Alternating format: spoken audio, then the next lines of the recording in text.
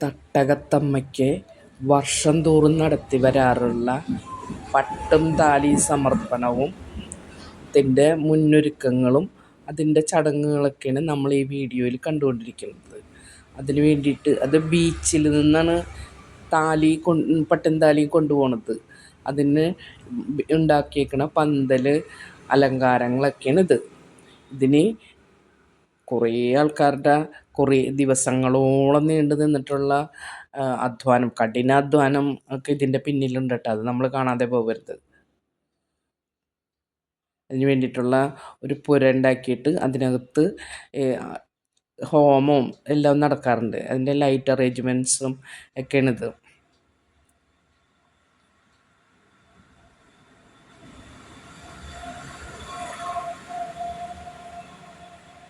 അതിൻ്റെ പ്രതീകമായിട്ടുള്ള ചെറിയൊരു അമ്പലം പോലെ ഉള്ളതാണിത് ഈ കാണുന്നത്.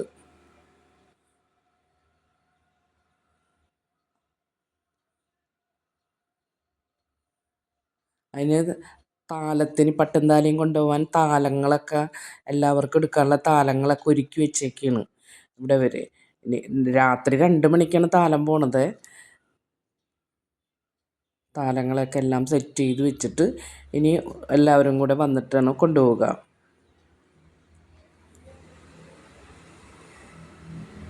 താലം ഇങ്ങനെ അവിടെ നിന്ന് ഇറങ്ങി വന്നുകൊണ്ടിരിക്കുന്നു. ഏറ്റവും ഫ്രണ്ടിൽ വരുന്ന ആൾക്കാർ അവരാണ് പട്ടും താലിയും സമർപ്പിക്കാനായിട്ട് അതിൻ്റെ ഫുള്ള് ചിലവുകളൊക്കെ ചെയ്യുന്ന ആൾക്കാർ. അവരുടെ കയ്യിലാണ് അതുള്ളത്. ഈ പട്ടും താലിയും അവരാണ് കൊടുക്കണത്.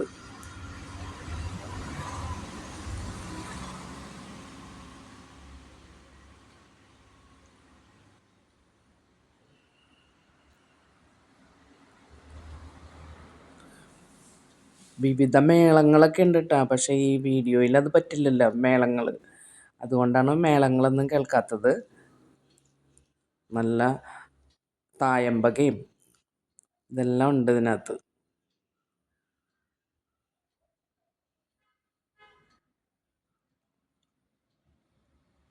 ഗൾഫിൽ നിന്ന് ഈ ഒരു ആവശ്യത്തിലേക്ക് വന്നിട്ടുള്ള ആൾക്കാരാണ് അതൊക്കെ. ഈ നാടിന് അത്രയേറെ പ്രാധാന്യമുണ്ട് ഈ ഒരു ഉത്സവത്തിനും ഇതിൻ്റെ ചടങ്ങുകൾക്കും.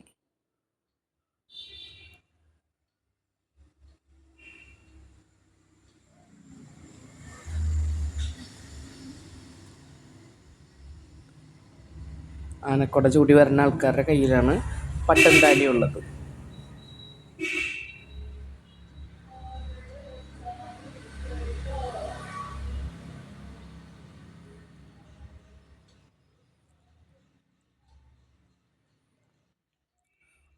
നൂറ്റിച്ചില്ലാനും ആൾക്കാരാണ് താലം എടുക്കാനായിട്ടുള്ളത്.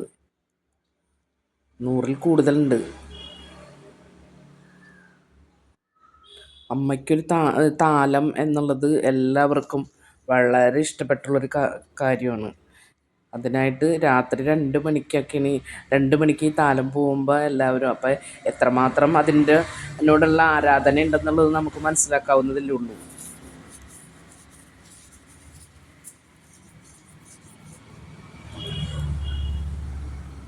വലിയ സ്ത്രീകൾ മാത്രമല്ല, കുഞ്ഞു കുട്ടികൾ പോലും ഇതിലുണ്ടാവും.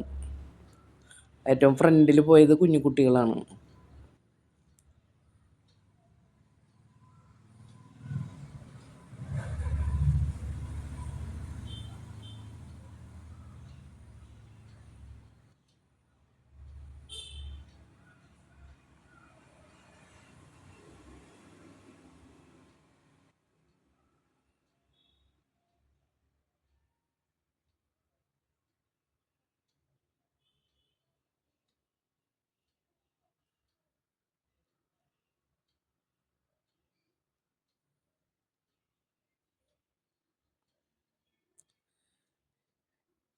ഈ ഒരു വർഷത്തെ ആഘോഷങ്ങൾ കഴിയുകയാണ്. ഇനി നമുക്ക് വീണ്ടും അടുത്ത വർഷത്തേക്ക്